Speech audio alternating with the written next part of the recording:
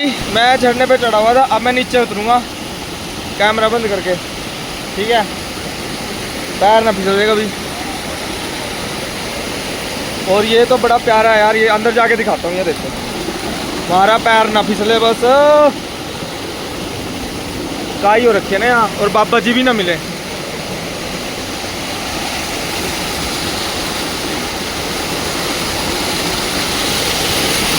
ये देखो